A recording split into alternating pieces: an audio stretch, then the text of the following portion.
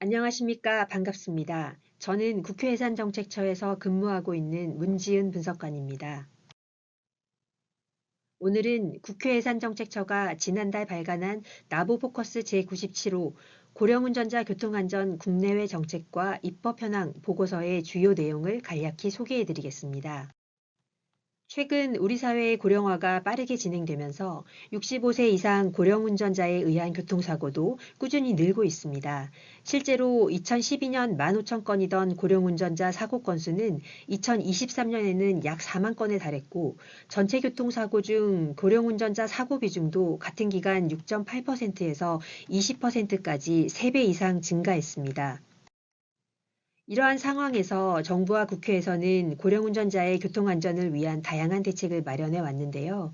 그중 대표적인 것이 바로 운전면허 반납 정책입니다. 이 정책은 2018년 부산광역시에서 처음 시행된 이후 전국으로 확대되었고, 2020년부터는 경찰청이 국비를 지원하며 운영하고 있습니다. 고령 운전자가 자발적으로 면허를 반납할 경우 10만 원 상당의 혜택을 제공하는 방식인데요. 하지만 실제 면허 반납률은 평균 2.4%에 머물고 있어 정책 수용도가 낮다는 평가입니다. 특히 농촌 지역에서는 대체교통수단 부족 등 현실적인 이유로 면허 반납을 꺼리는 경우가 많아 면허 반납 정책의 한계가 지적되고 있습니다. 이와 함께 정부는 면허관리 측면에서 다양한 규제 정책도 시행하고 있습니다. 65세 이상 운전자의 면허갱신 주기를 5년 주기로 단축하고 70세 이상은 적성검사를, 75세 이상부터는 치매인지 선별검사와 2시간의 교통안전 교육을 의무화하고 있습니다. 그럼에도 불구하고 고령운전자의 교통사고가 줄지 않자 최근에는 운전능력 평가 방식을 개선하고 운전 능력에 따라 조건부 면허제 도입도 검토 중인 것으로 나타났습니다. 그렇다면 해외 국가들은 어떤 정책을 시행하고 있을까요? 먼저 우리보다 고령화가 20년 앞서 진행된 일본 사례를 보겠습니다. 일본은 2018년 치매 운전자의 교통사고 사망사고를 계기로 75세 이상 운전자가 첨단 운전자 보조 시스템 ADAS가 장착된 차량을 구입하거나 기존 차량에 해당 장치를 장착할 경우 비용을 지원하는 정책을 시행한 바 있습니다. 2018년에서 2021년까지 우리 돈 1조 원 가량이 투입된 것으로 나타납니다. 또한 우리와 같이 면허 반납 시 교통카드를 지급하거나 택시 요금을 할인하는 등 다양한 혜택도 제공하고 있습니다. 최근에는 대중교통이 부족한 지역에서 자율주행차를 활용하여 고령자의 이동권을 지원하는 시범사업도 진행하고 있습니다.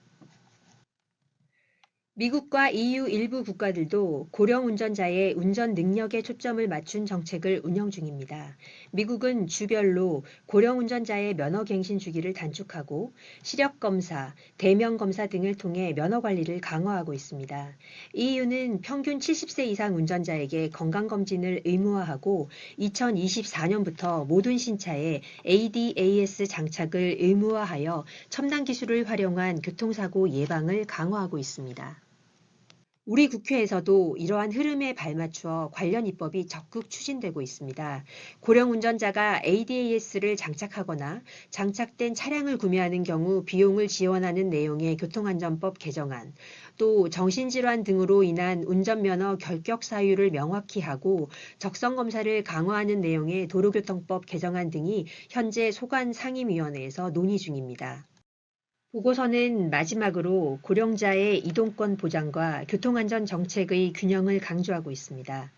무조건적인 면허 반납이나 운전 제한은 오히려 고령자의 우울감, 이동권 박탈, 건강 악화 등 다른 사회적 비용도 초래할 수 있기 때문입니다.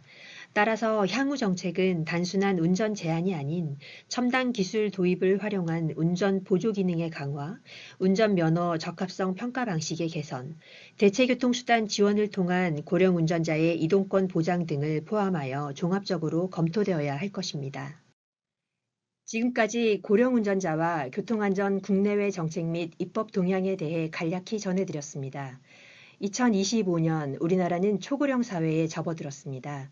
고령 운전자의 교통안전 문제는 특정 세대만의 문제는 아닙니다. 우리 모두 나이가 들고 언젠간 같은 고민을 마주하게 될 것입니다. 오늘 말씀드린 내용은 이러한 구조적 변화 속에서 우리가 함께 고민해야 할 과제를 담고 있습니다. 보다 자세한 내용은 국회 예산정책처가 발간한 보고서를 참고해 주시기 바랍니다. 오늘 준비한 내용은 여기까지입니다. 감사합니다.